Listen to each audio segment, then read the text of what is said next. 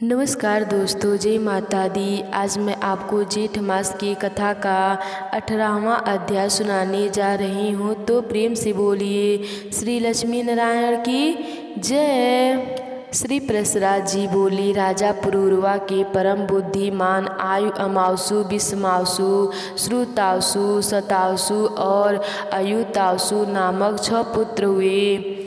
अमावसु के भीम, भीम के कांचन, कांचन के सुहोत्र और सुहोत्र के जंजू नामक पुत्र हुआ, जिसने अपनी संपूर्ण यज्ञशालाओं को गंगा जल से आप्लवित देख क्रोध से रक्त नयन हो भगवान यज्ञ पुरुष को परम समाधि द्वारा अपने में स्थापित कर संपूर्ण गजधियों को लीप लिया तथा देवर्षियों ने इन्हें इंद्र और गणदिज को इनकी पुत्री रूप से पाकर ले लिए। तब देवर्षियों ने इन्हें प्रसन्न किया और गढ़ा जी को इनकी पुत्री रूप से पाकर ले गए। जंगू के सुमतु नामक पुत्र हुआ, सुमतु के अजक, अजक के बालाकाश, बालाकाश के कुश और कुश के कुशाम्भ, कुशानाभ का धनुर्धराज और वसु नाम 4 पुत्र हुए। उनमें से कुशाम्भ ने इस इच्छा की मेरी इंद्र के समान पुत्र को तपस्या की, उसके उग्र तपो को देखकर बल में कोई अन्य मेरे समान न हो जाए, इस भय से इंद्र स्वयं ही इनका पुत्र हो गया। वह गद्दी नामक पुत्र कौशिल कहलाया। गद्दी ने सत्यवती नाम की कन्या को जन्म दिया, उसे भृंगु पुत्र श्री चिन्ह के वरण किया।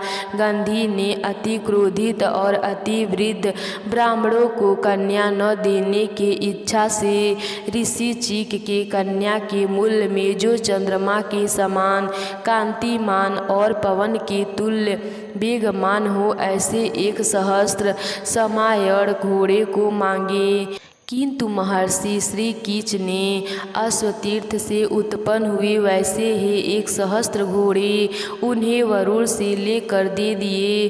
तब श्री चीक ने उस कन्या से विवाह किया।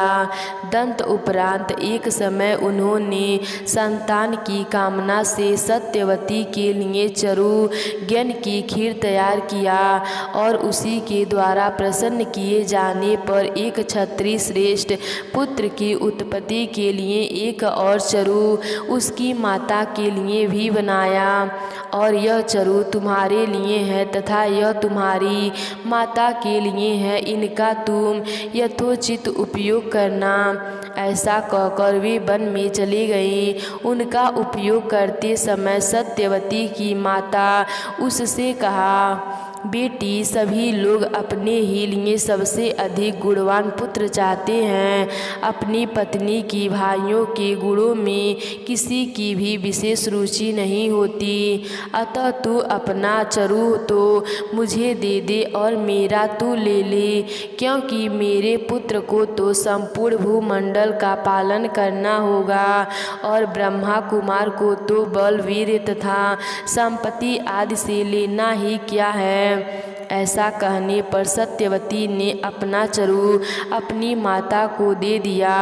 वन से लौटने पर ऋषि ने सत्यवती को देखकर कहा, अरे पापीन, तूने ऐसा क्या अकार्य किया है जिससे तेरा शरीर ऐसा भयानक प्रतीत होता है। अवश्य ही तूने अपनी माता के लिए तैयार किए चरु का उपयोग किया है, सो ठीक नहीं है। मैंने उसमें संपूर्ण ऐश्वर्य, पराक्रम, शूरता और बल की संपादिका का आरोपण किया था तथा तेरे में शांति, ज्ञान, तितिक्षा आदि संपूर्ण ब्रह्मगुणों को चित्त करके गुणों का समावेश किया था।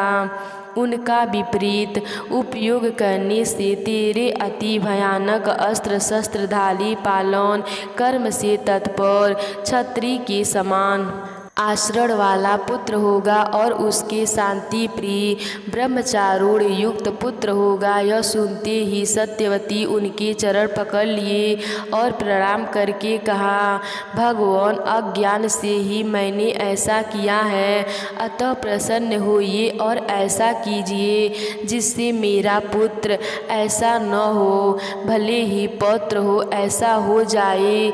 इस पर मुनि ने कहा, ऐसा ही हो।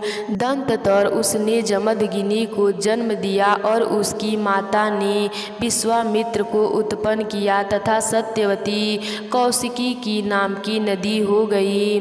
जन्मदिनी के इक्ष्वाकुलोद्भव रेणुड़ी कन्या रेणुड़ी से विवाह किया। उससे जमदग्नि के संपूर्ण क्षत्रियों का ध्वंस कराने वाले भगवान परशुराम जी उत्पन्न हुए, जो सकल लोक गुरु भगवान नारायण के अंश थे। देवताओं ने विश्वामित्र जी को भृगुवंशी सून से पुत्र रूप से दिया था। उनके पीछे उनके देवरात नामक एक पुत्र हुआ और फिर मंछूद, ध्वजवन, कृतदेव, अष्ट, कच्छप एवं हार्दिक नामक और भी पुत्र हुए।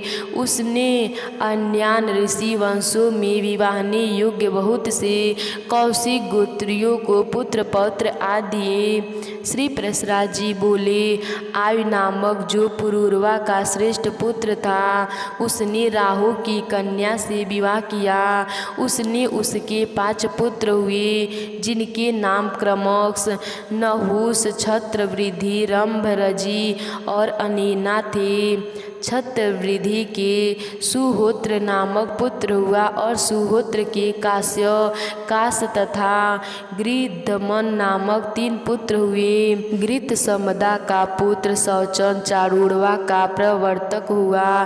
काश्य का पुत्र काशीराज काश्य का हुआ। उसके राष्ट्र के धृतताप और धृतताप के धन्वंतरी नामक पुत्र हुआ।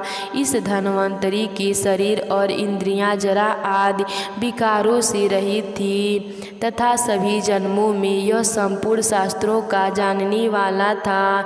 पूर्व जन्म में भगवान नारायण ने उसे यह वर दिया था कि काशी राज के वंश में उत्पन्न होकर तुम संपूर्ण आयुर्वेदों के 8 भागों में विभक्त करोगे और यज्ञ भाग के भोक्ता होगे। धन्वंतरी का पुत्र केतुमान का भीमरथ का दिवोदास तथा दिवोदास का पुत्र प्रतदर्न हुआ। उसने मंद्र श्रेणी वंश का नाश करके समस्त शत्रुओं पर विजय प्राप्त की थी, इसीलिए उसका नाम शत्रुजित हुआ। दिवोदास ने अपने इस पुत्र से अत्यंत प्रेमवश वत्स कहा था, इसीलिए उसका नाम वत्स हुआ। अत्यंत सत्यनारायण होने के कारण इसका नाम श्रितध्वज हुआ। दंततर इसने कुवल्य नामक अपूर्व अवश्य प्राप्त किया, इसीलिए यह इस पृथ्वी तल पर कुवस्यासव नाम से विख्यात हुआ। इस वत्स के अर्लक नामक पुत्र हुआ। इसके विषय में यह श्लोक आज तक गाया जाता है। पूर्व काल में अलकर्क के अतिरिक्त और किसी ने भी 66 सहस्त्र वर्ष तक युवा अवस्था में रहकर पृथ्वी का भोग नहीं किया। उस कलकर के भी सनती नामक पुत्र हुआ। सनती के सुनीत के सुकेतु, सुकेतु के धर्मकेतु, धर्मकेतु के सत्यकेतु के विभु, विभु के सुभीव, सुभीव के सुकुमार, सुकुमार के दृष्टकेतु, दृष्टकेतु के बीतिहोस्त्र, बीतिहोस्त्र के भार्ग और भार्ग के भार्गभूमि नामक पुत्र हुआ। भार्गभूमि से चाणक्य प्रचार हुआ। इस प्रकार काश्यप वंशों के राजाओं का वर्णन हो चुका। अब रजी की संतान का विवरण सुनो। आज की कथा यहीं पर समाप्त होती है। तो प्रेम से बोलिए श्री लक्ष्मी नारायण की जय।